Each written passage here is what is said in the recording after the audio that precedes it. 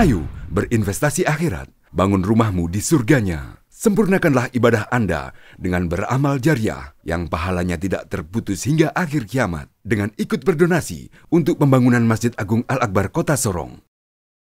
Alhamdulillahirabbil alamin.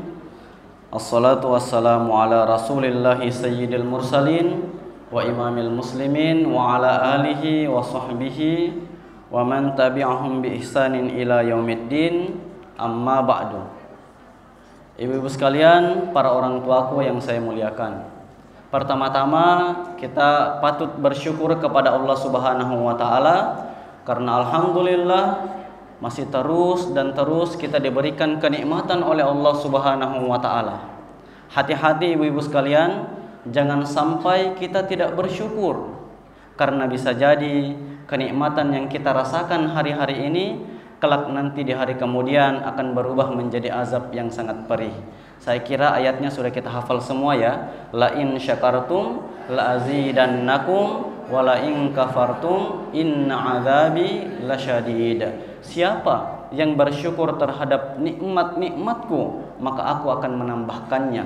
Sebaliknya, siapa yang kufur terhadap nikmatku, maka sungguh azabku teramat sangat pedih. Intinya hadirin, kalau kita tidak pandai-pandai mensyukuri nikmat Allah, maka bisa jadi di hari kemudian nanti semua kenikmatan yang kita rasakan itu akan berubah menjadi azab yang sangat perih. Kemudian tak lupa dan selalu kami mengingatkan untuk senantiasa bersalawat kepada baginda Rasulullah sallallahu alaihi wasallam. Allahumma sholli ala sayyidina Muhammad. Hati-hati ibu-ibu sekalian, jangan sampai tidak bersalawat karena kata Nabi, al-bakhilu man dzukirtu indahu falam yusolli alaihi. Orang yang bakhil itu sekakar kalau bahasa di sini ya, sekakar, kikir, pelit ya. Kalau pelit sama orang lain itu belum al-bakhil, tapi kalau pelit sama dirinya sendiri itu baru dikatakan bakhil. Sama dirinya saja dia pelit ya. Kita ada makanan, kita mau kasih teman kita, tidak jadi kasih, kita pelit. Tapi kalau makanan yang kita mau makan untuk diri kita sendiri saja kita tidak mau makan, tidak mau kasih puas diri kita, itu namanya al-bakhil ya. Di atasnya pelit ya, sekakar. Kata Nabi, orang yang bakhil itu orang yang apabila disebutkan namaku di hadapannya kemudian dia tidak bersalawat kepadaku. Ibu-ibu sekalian yang saya muliakan, melalui momentum kali ini juga kami selalu mengingatkan untuk senantiasa meningkatkan keimanan dan ketakwaan kita kepada Allah Subhanahu wa taala. Sekali lagi hati-hati, jangan sampai tidak bertakwa. Karena takwa adalah satu-satunya atau sebaik-baik bekal yang akan kita bawa menghadap kepada Allah Subhanahu wa taala. Ayatnya sudah kita hafal juga. Wa tazawwadu fa inna khairaz zadit taqwa. Berbekallah kalian karena sebaik-baik bekal itu adalah ketakwaan kepada Allah Subhanahu wa taala. Baik ibu-ibu sekalian yang saya muliakan, hari ini alhamdulillah bacaan kita sudah masuk di Quran surat Az-Zariyat.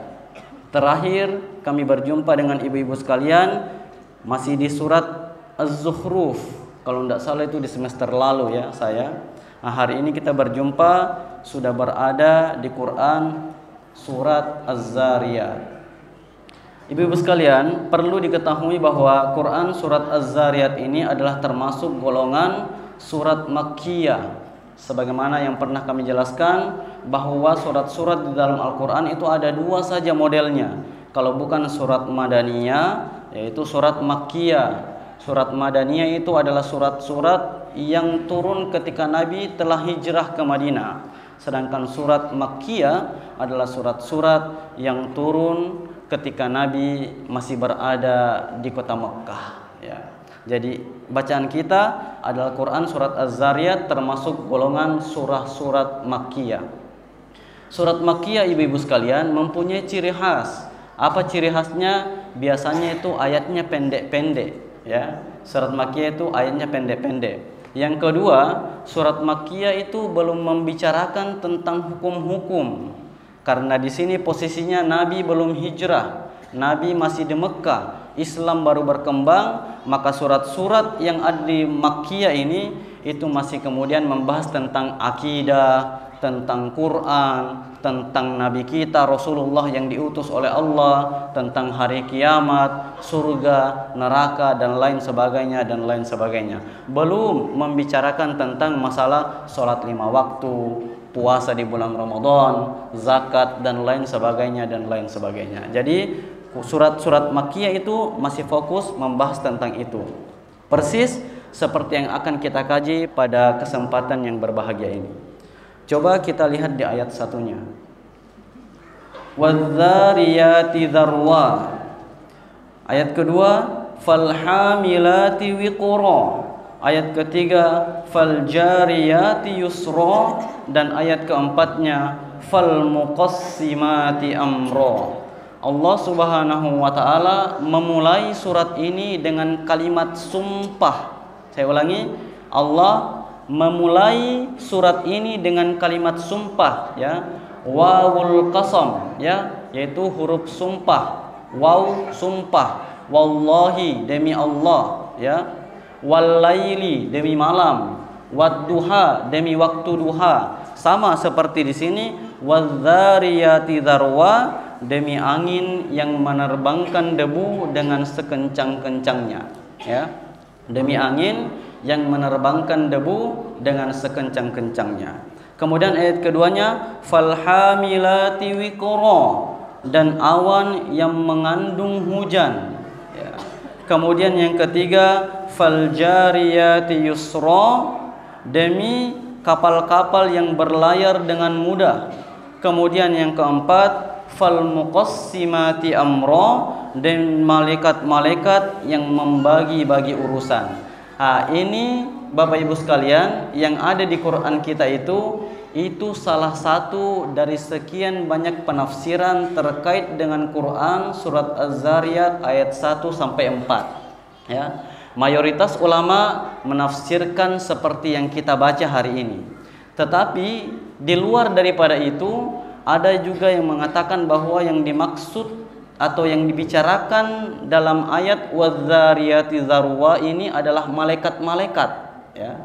Karena memang beberapa kali Allah mengawali surat-surat itu dengan bersumpah demi malaikat, ya.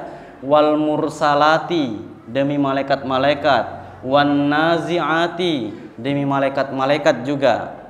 Sama wal zariyati dharwa, demi malaikat-malaikat juga, ya. Ada juga yang menafsirkan seperti itu, membicarakan tentang malaikat. Dan ada juga yang menafsirkan bahwa yang dimaksud dengan wadzariyati ini adalah membicarakan tentang angin, ya, sebagaimana yang kita baca di ayat pertama itu, ya, demi angin yang menerbangkan debu dengan sekencang-kencangnya. Ayat keduanya, falhamilati wiqra. Kalau kita ikut penafsiran yang mengatakan bahwa ini ayat yang membicarakan tentang angin, maka di situ terjemahannya adalah demi angin yang memikul awan, ya, demi angin yang memikul awan yang mengandung hujan tersebut. Kemudian ayat ketiganya, dan demi angin yang meniup layar-layar kapal itu sehingga kapal bisa berlabuh dengan mudah, ya. Kemudian demi angin yang membagi-bagikan rezeki kepada umat manusia, ya. Jadi ayat 1 sampai 4 itu ada beberapa penafsiran tentang itu. Tetapi yang paling kuat adalah yang sesuai dengan apa yang ada di Quran kita, ya. Kemudian ayat kelimanya, ibu-ibu sekalian, Allah Subhanahu wa taala mengatakan innama tu'aduna lasadiqa. Ini include dengan ayat ke-6, wa innad dina lawaqi. Kata Allah, sesungguhnya apa yang dijanjikan kepadamu itu pasti benar. Apa yang dijanjikan ibu-ibu sekalian, hari kiamat itu pasti ada, surga itu pasti ada, neraka itu pasti ada. Semua yang diceritakan di dalam Al-Quran itu pasti ada, dan kita tunggu saja, pasti kita akan mendapati apa yang dijanjikan oleh Allah Subhanahu wa ta'ala. Wa innad dina lawaqi, dan sungguh hari pembalasan itu pasti terjadi, ya. Jadi Ibu sekalian, hari pembalasan itu pasti terjadi.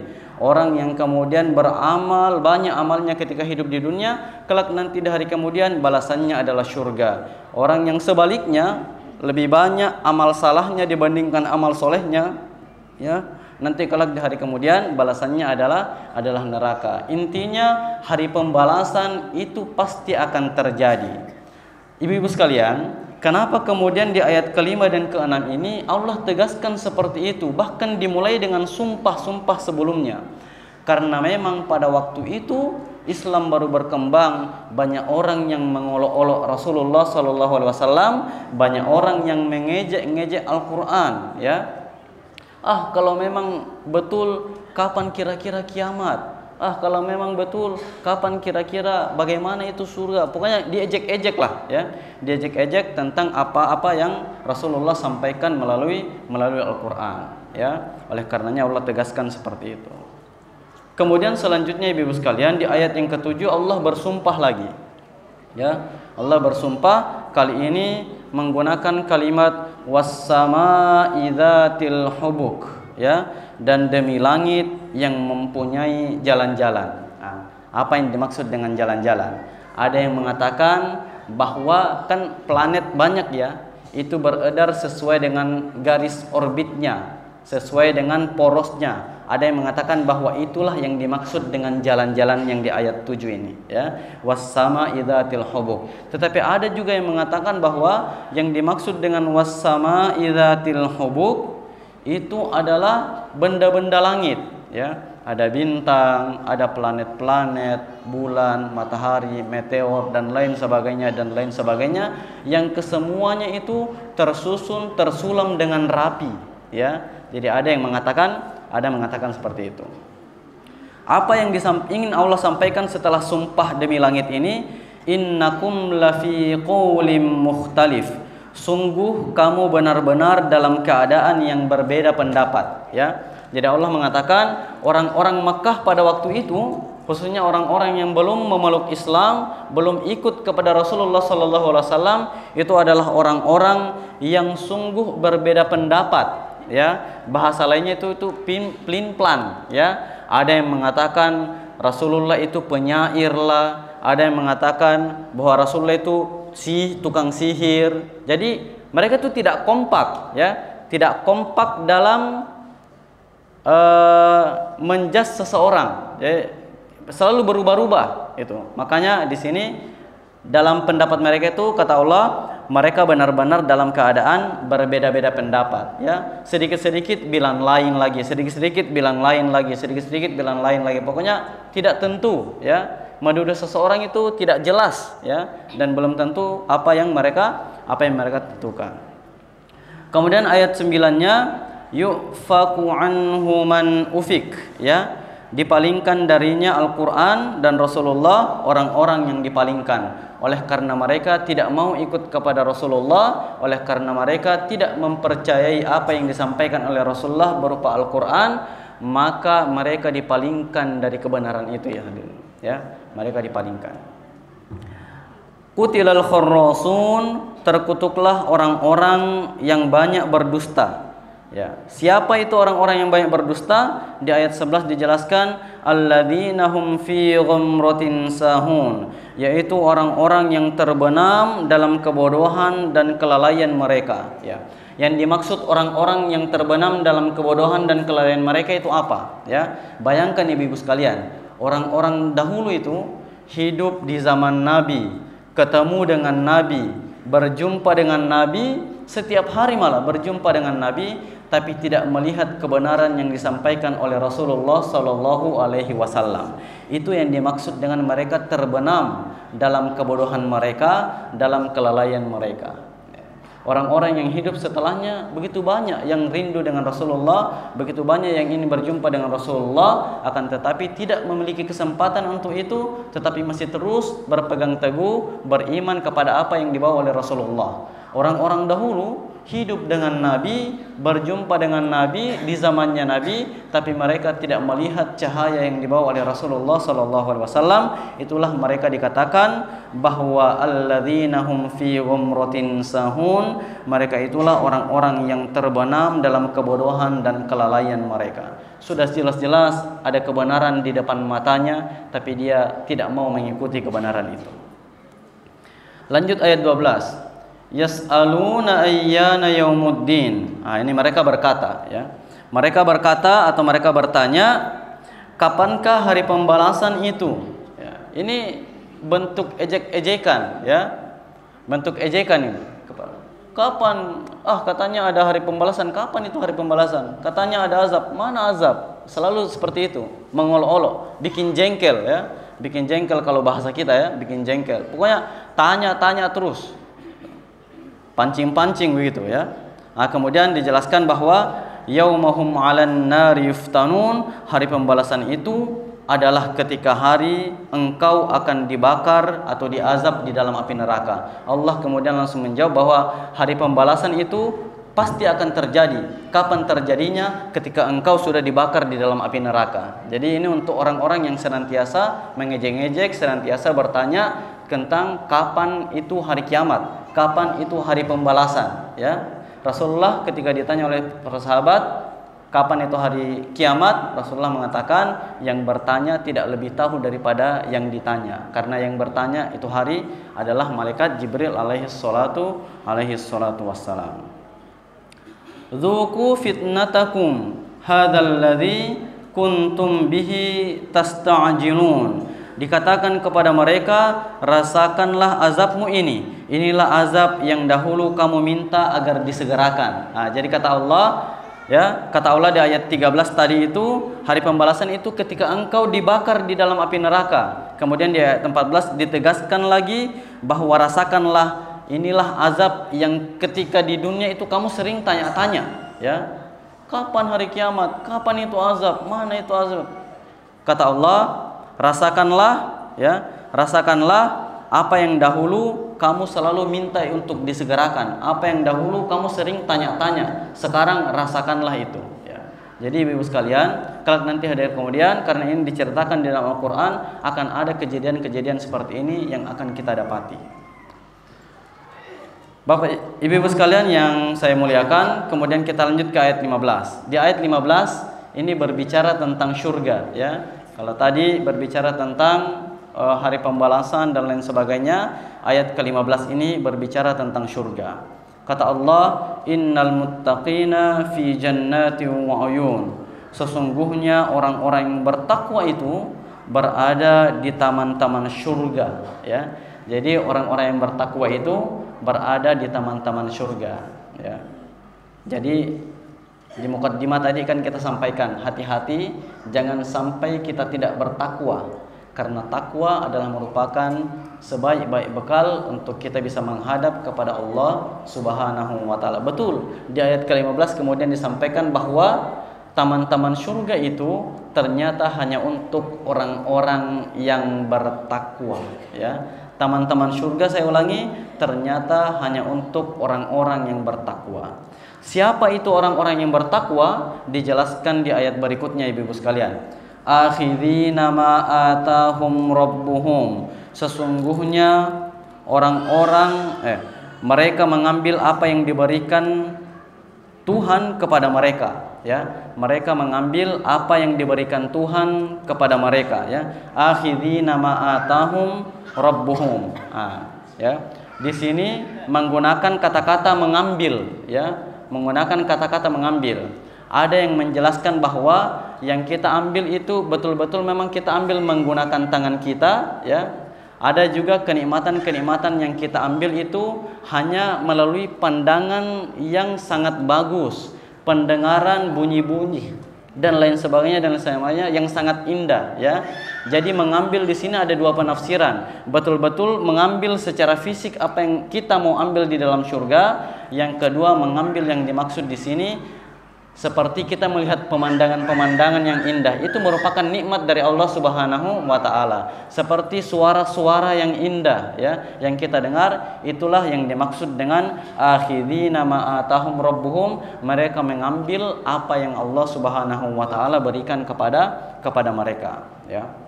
Lanjut, siapa itu orang-orang yang bertakwa? Innahum kanu qabla dzalika muhsinin. Sesungguhnya mereka itu adalah orang-orang yang ketika hidup di dunia adalah orang-orang yang muhsinin ya, orang-orang yang senantiasa berbuat kebaikan ya. Jadi kita fokus di kalimat muhsinin, ibu-ibu sekalian. Muhsinin itu sama seperti ihsan.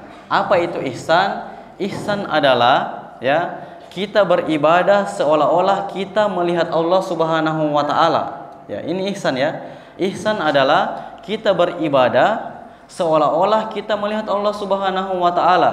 Jikalau dalam ibadah kita tidak sanggup untuk melihat Allah, maka yakin dan percaya bahwa Allah Subhanahu wa taala pasti melihat kita. Ini yang namanya ihsan, ibu-ibu sekalian, ya. Sungguh sangat luar biasa jikalau ada di antara kita yang mampu beribadah lalu bisa melihat Allah Subhanahu wa taala. Tetapi itu kalau masih belum mampu, maka tanamkan dalam diri kita bahwa setiap amal ibadah yang kita lakukan pasti dilihat oleh Allah Subhanahu wa taala. Dan saya kira ini pilihan yang gampang ya. Ini pilihan yang paling mudah mungkin barangkali menurut kita yang sudah terlalu banyak dengan maksiat dan dosa kepada Allah Subhanahu wa taala. Nah, jadi ciri-ciri orang yang bertakwa yang mendapatkan taman-taman surga itu satu tadi itu ya. Ketika di dunia muhsinin, dia senantiasa berbuat kebaikan ya. Kalau dalam ibadahnya dia tidak mampu melihat Allah, ya minimal Allah lihat ibadahnya ya. Kemudian ciri-ciri yang kedua, kanu qalilan minal laili ma yahjaun. Jadi ciri-ciri orang yang bertakwa yang kedua itu adalah mereka sedikit sekali tidurnya pada waktu malam. Ini ciri-ciri orang bertakwa itu ternyata sedikit tidurnya pada waktu malam, ya. Sedikit tidurnya. Mungkin kita sudah pernah ya. Rasulullah itu kan sholat malamnya sampai bengkak kakinya ya. Itu menunjukkan bahwa sedikit tidurnya itu ya. Sedikit tidurnya karena dihabiskan dengan sholat malam ya. Kalau kita kan matanya yang bengkak nonton ya, sedikit juga tidurnya tapi bukan kakinya yang bengkak, matanya yang bengkak, sama-sama sedikit tidurnya. Tentu bukan itu yang dimaksud dalam ayat ini ya. Ada dua penafsiran ibu-ibu sekalian terkait dengan kanu qalilan minal laili ma yahjaun ini.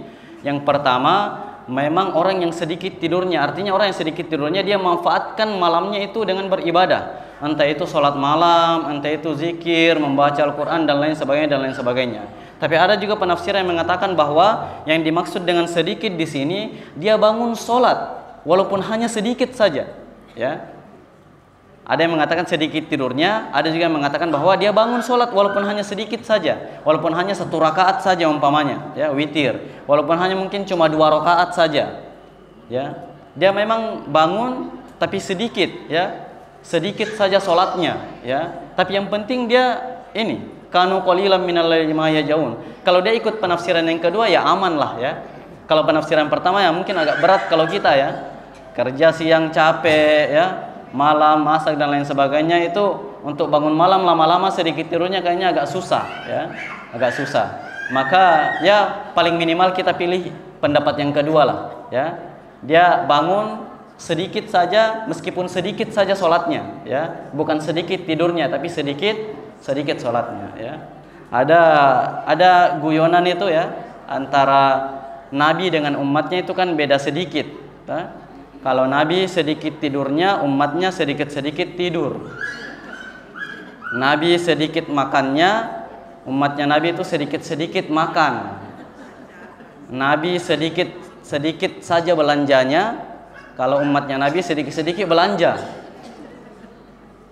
Kalau Nabi sedikit-sedikit sholat, umatnya Nabi sedikit saja sholatnya. Kalau Nabi sedikit-sedikit mengaji, umatnya Nabi sedikit mengajinya. Nabi sedikit-sedikit puasa, umatnya sedikit saja puasanya. Jadi memang umatnya Nabi dengan Nabi itu beda sedikit saja ya. beda sedikit saja. Nah, ini ciri-ciri muttaqin, ya, orang-orang yang bertakwa yang bisa mendapatkan taman surga. Yang pertama, senantiasa berbuat baik ketika hidup di dunia. Yang kedua, sedikit tidurnya pada waktu malam, maupun sedikit saja sholatnya, yang penting dia sholat. Lanjut ayat ke-18-nya, wabil asharihum yastaghfirun, dan pada akhir malam mereka memohon ampunan kepada Allah Subhanahu wa taala. Menarik Ibu-ibu sekalian, kata-kata ashar, ya. Ashar di sini sama asal katanya dengan sahur, ya. Sama asal katanya dengan sahur, ya. Makanya kalau bulan puasa itu sering kita dengar hadis, ya, tasahharu fa inna fis sahuri barokah. Sahurlah kalian karena di dalam sahur itu ada berkah. Ini yang dijelaskan oleh ayat ini. Wabil asharihum yastaghfirun. Keutamaan waktu sahur ini, ya.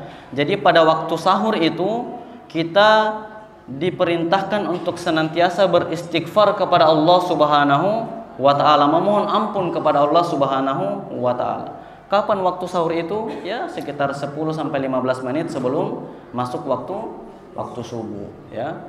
Jadi itu manfaatkan betul-betul waktu sahur ini. Waktu yang sangat spesial, yang sangat dimuliakan oleh Allah Subhanahu wa taala, ya. Jadi kalau sudah sholat malam, ya, duduk-duduk sambil menunggu waktu subuh, kita beristighfar kepada Allah Subhanahu wa taala. Ayat 19. Wa fi amwalihim haqqul lis-sa'ili wal mahrum. Ya, menarik ini. Ciri-ciri orang bertakwa yang mendapatkan taman surga, ciri-cirinya yang berikutnya adalah wa fi amwalihim haqqul lis-sa'ili wal mahrum, dan pada harta benda mereka, ya, yang Allah berikan kepada kita, yang Allah rezekikan kepada kita, ternyata ibu-ibu sekalian, haqqul lis-sa'ili wal mahrum itu ada hak-haknya orang-orang miskin yang meminta, dan ada hak-hak orang-orang miskin yang tidak meminta, ya. Jadi ada dua orang miskin ternyata, ya. Ada orang miskin yang meminta dan ada orang-orang miskin yang tidak meminta. Oleh karenanya ibu-ibu sekalian, kita ayo bangun kepekaan. Barangkali ada tetangga rumah kita, ya, depan, samping, belakang rumah kita, yang kebetulan mungkin tidak mencukupi untuk makan minumnya sehari-hari, tetapi malu juga untuk meminta. Maka kita harus peka terkait dengan kondisi yang seperti itu. Karena memang disebutkan di dalam Al-Quran, orang miskin itu ada dua, ya, orang yang meminta dan orang yang tidak meminta. Di sini dikatakan, ditegaskan bahwa wa fi amwalihim haqqun, ya, pada harta benda kita itu ada haknya. Artinya haknya, ya, ada hak mereka.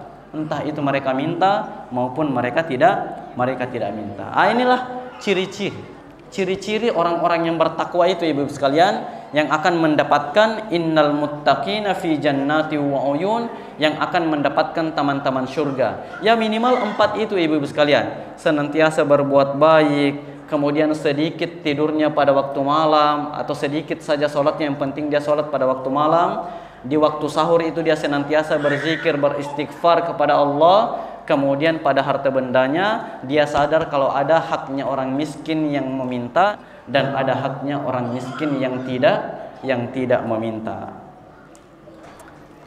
Ya, kita lanjut di ayat ke-20-nya. Sampai ayat 30, ya. Kita percepat saja, ya. Wa fil ardi ayatul lil muqinin. Ayat 21-nya wa fi anfusikum afala tubsirun. Allah mau menegaskan kepada kita bahwa di bumi terdapat tanda-tanda kebesaran Allah bagi kita yang yakin kepada Allah Subhanahu wa taala. Dan pada dirimu sendiri, maka apakah kamu tidak memperhatikan? Intinya di muka bumi ini dan pada diri kita sendiri itu terdapat tanda-tanda kekuasaan Allah Subhanahu wa ta'ala. Banyak sekali saya kira tanda-tanda kekuasaan Allah yang bisa kita saksikan di muka bumi ini. Tidak usah jauh-jauh, kita perhatikan saja pada diri kita dari ujung kaki sampai ujung kepala, ya. Kalau kalau pipinya gatal, tangannya otomatis menggaruk, ya. Itu kompak. Tidak ada yang tidak kompak, ya. Pipinya gatal, tangannya mau garuk, lututnya itu tidak ada, ya. Pasti langsung otomatis menggaruk pipinya. Itu semua tanda-tanda kebesaran Allah Subhanahu wa taala.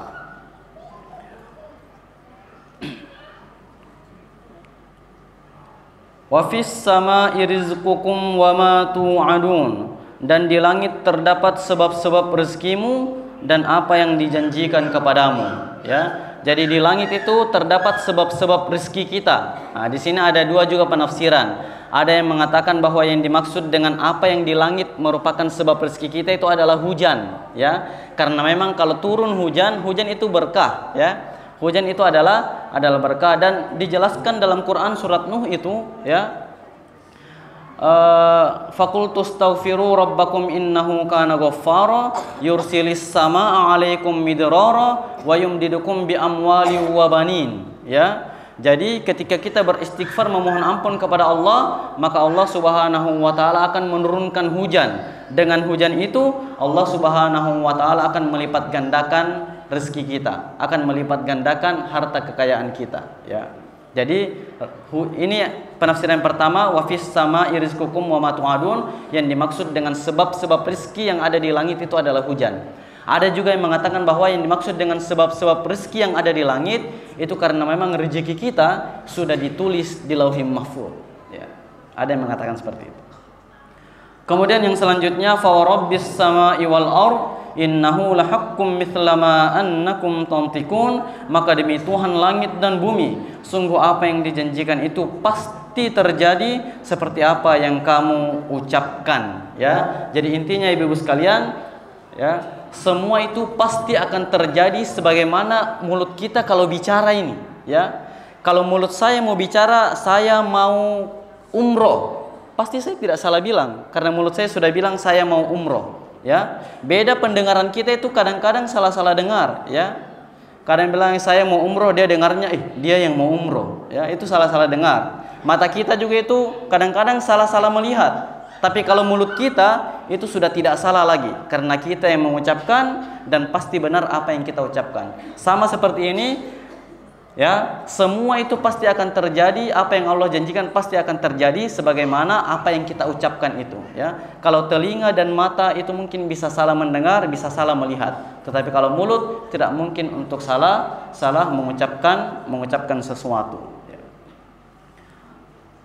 Baik ibu-ibu sekalian, poin terakhir dari ayat 24 sampai ayat 30 ini berbicara tentang Nabi Ibrahim alaihi salatu wassalam, ya. Saya bacakan secara cepat terjemahannya, ya. Sudahkah sampai kepadamu Muhammad cerita tamu Ibrahim, yaitu malaikat-malaikat yang dimuliakan? Ingatlah ketika mereka masuk ke tempatnya lalu mengucapkan salaman. Ibrahim menjawab salamun. Mereka itu orang-orang yang belum dikenal. Maka diam-diam dia Ibrahim pergi menemui keluarganya. Kemudian dibawanya daging anak sapi yang gemuk yang sudah dibakar atau dipanggang. Lalu dihidangkannya kepada mereka, tetapi mereka tidak mau makan. Ibrahim berkata, "Mengapa kamu tidak makan?" Maka dia Ibrahim merasa takut terhadap mereka. Mereka berkata, "Janganlah kamu takut." Dan mereka memberi kabar gembira kepadanya dengan kelahiran seorang anak yang alim, yaitu Nabi Ishak alaihi salatu wassalam. Kemudian istrinya datang memekik atau tercengang, kaget, tidak sangka, ya. Lalu menepuk wajahnya sendiri seraya berkata, "Aku ini seorang perempuan yang tua dan mandul." Qalu kadzalik, mereka berkata, "Demikianlah Tuhanmu berfirman, sungguh dialah yang maha bijaksana, maha mengetahui." Jadi ibu-ibu sekalian, ya, kenapa kisahnya Nabi Ibrahim muncul di sini? Jadi di dalam Al-Quran hanya ada dua teladan, ya. Yang pertama, satu teladan adalah Rasulullah Sallallahu Alaihi Wasallam, ya. Qad kana lakum fi Rasulillahi uswatun hasanah. Sungguh telah ada pada diri Rasulullah suri tauladan yang baik bagimu, ya. Di ayat yang lain dikatakan qad kanat lakum uswatun hasanatun fi Ibrahim walladzina ma'ah. Sungguh telah ada suri tauladan yang baik bagimu pada diri Ibrahim dan orang-orang yang bersamanya. Jadi dalam Al-Quran uswatun hasanah itu ada dua, untuk Muhammad sendiri, kemudian ada pada diri Nabi Ibrahim alaihi salatu wassalam. Di sini kita diminta untuk mengikuti uswatun hasanahnya Nabi Ibrahim, ya. Khusus di sini membicarakan tentang tamu, ya, membicarakan tentang bagaimana melayani tamu, ya. Di ayat ini ya 24 sampai 30. Ya. Di situ disebutkan sudahkah sampai kepadamu Muhammad cerita tentang tamunya Nabi Ibrahim. Jadi suatu ketika, ya, ini para malaikat, ya, para malaikat sebenarnya mau ke tempatnya Nabi Lut, ya. Jadi malaikat-malaikat ini mau ke tempatnya Nabi Lut. Kebetulan lewat di rumahnya Nabi Ibrahim, dia singgahlah di rumahnya Ibrahim, ya. Tengah malam dia ketuk-ketuk, singgah di rumahnya Nabi Ibrahim, berkata di ayat 25 itu salaman, ya, dia mengucapkan salam, ya. Ibrahim kemudian menjawab salamun. Nah, di sini, Ustaz, kok ada salaman, ada salamun? Nah, para ulama tafsir kemudian mengatakan bahwa ternyata yang diucapkan oleh Nabi Ibrahim salamun itu adalah ucapan yang lebih mulia daripada salaman, ya. Ini memberi isyarat kepada kita bahwa dalam menjawab salam minimal, ya, harus lebih baik daripada yang memberi salam, atau minimal sama, ya. Contoh, kalau ada orang ASS, ya, biasa kan ASS, ya, kita jawab Waalaikumsalam, atau minimal kita jawab WSS juga lah, gitu, ya. Kalau ada yang mengatakan Assalamualaikum, ya, kita jawab Waalaikumsalam warahmatullah. Minimal harus lebih baik atau minimal sama, ya, gitu, ya.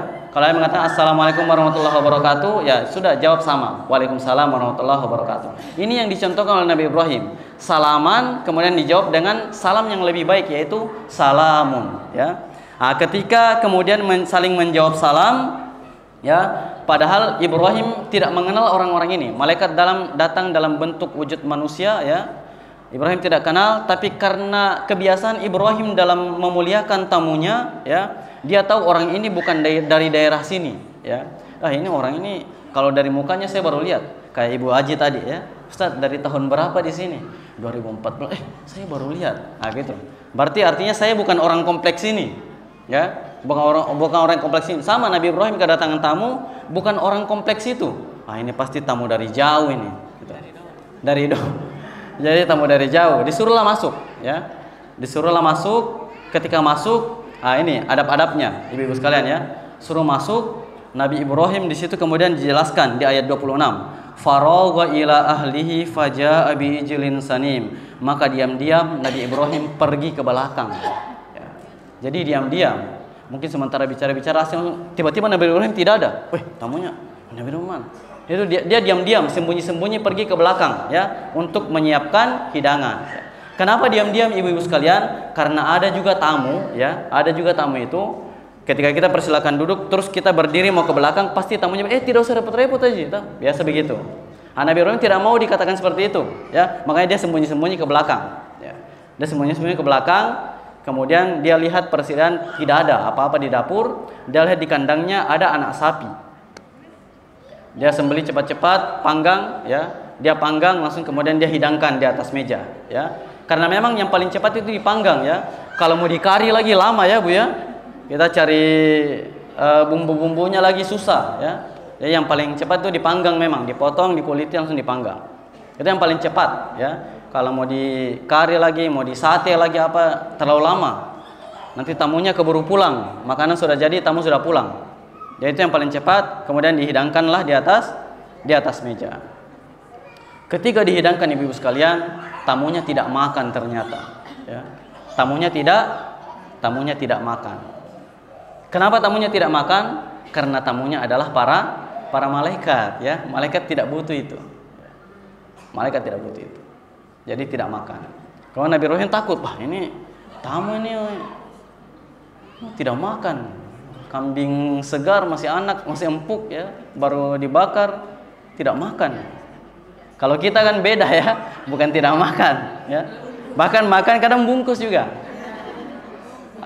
Tamunya Nabi Ibrahim luar biasa. Dia tidak makan karena malaikat. Nabi Ibrahim takut, ya. Wah, ini kenapa tidak makan? Gelisah dia, ya. Kemudian dikatakan di situ Fa'aujasa minhum khifah, ya. Fa'aujasa minhum khifah, ya. Maka Ibrahim merasa takut, ya. Kemudian mereka berkata, janganlah kamu takut, gitu. Mereka berkata, janganlah kamu takut. Karena kami kesini hanya ingin membawa berita gembira. Ya, apa berita gembiranya? Berita gembiranya adalah insya Allah kamu akan dikaruniai seorang anak yang bernama Ishak. Ya, istrinya ternyata dengar. Ya, wah, ini orang bawa kabar gembira, saya akan mengandung anak yang bernama Ishak. Ya. Istrinya kaget. Makanya di situ di ayat 29 itu dikatakan, kalau kita baca, kemudian istrinya datang dengan tercengang, ya, kaget begitu. Dia pukul-pukul wajahnya, saya mimpi apa ini?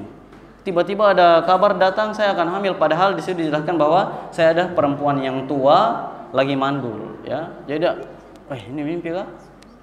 Nah, gitu. Jadi datang dengan membawa berita gembira itu, ya, kemudian istrinya Sarah, ya, bukan Hajar, Sarah, hari kaget, tercengang karena dengan berita yang disampaikan oleh tamunya Nabi Ibrahim. Kemudian mereka berkata, qalu kadzalika qala rabbuk, demikianlah Tuhanmu telah berfirman. Itu sudah menjadi ketetapan dari Allah Subhanahu wa taala, innahu huwal hakimul alim, sesungguhnya dialah yang maha bijaksana lagi maha mengetahui. Jadi ibu-ibu sekalian, ini kurang lebih bacaan kita pada sore hari ini, ya. Quran surat Az-Zariyat ayat 1 sampai di ayat 30-nya, ya. Mudah-mudahan apa yang kami sampaikan bisa bermanfaat dan bisa dibawa pulang ke rumah, hal-hal yang perlu diambil, dan kalau ada salah-salah kata itu tentu datang dari diri saya pribadi. Baik, ibu-ibu sekalian, kita sempurnakan agenda kita dengan berdoa kepada Allah Subhanahu wa taala. Semoga agenda kita atau gerak langkah kita dari rumah sampai ke tempat ini dan insya Allah kembali lagi ke rumah kita semua bernilai ibadah, pahala di sisi Allah Subhanahu wa taala, dan kita semua dalam lindungan Allah Subhanahu wa taala. Amin. Bismillahirrahmanirrahim. Alhamdulillahirabbil alamin. Sallallahu ala sayyidina Muhammad wa ala alihi washabbihi wasallam. Allahumma iyyaka na'budu wa iyyaka nasta'in. Allahumma inna nas'aluka salamatan fid din wa afiyatan fil jasadi wa ziyadatan fil ilmi wa barakatan fil rizqi wa taubatan qabla al maut wa rahmatan 'inda al maut wa maghfiratan ba'da al maut. Rabbi ighfir lana wa liwalidayna warhamhuma kama rabbawna shaghira. Rabbi hab lana minas shalihin, Rabbi hab lana min ladunka dzurriyyatan thayyibah innaka sami'ud du'a. Rabbi ij'alna muqimas salati wa min dzurriyyatina rabbana wa taqabbal du'a. Rabbana hab lana min azwajina wa dzurriyyatina qurrata a'yun waj'alna lil muttaqina imama. Rabbana zalamna anfusana wa illam taghfir lana wa tarhamna lanakunanna minal khasirin. Rabbana atina fid dunya hasanah wa fil akhirati hasanah wa qina adzabannar. Walhamdulillahi rabbil alamin. Wabillahi taufiq wal hidayah wad da'wati wal irsyad. Wassalamualaikum warahmatullahi wabarakatuh. Ayo dukung media dakwah Masjid Agung Al-Akbar dengan ikut berdonasi pengadaan alat multimedia dan operasional dakwah. Usia boleh terputus, pahala jariah mengalir terus.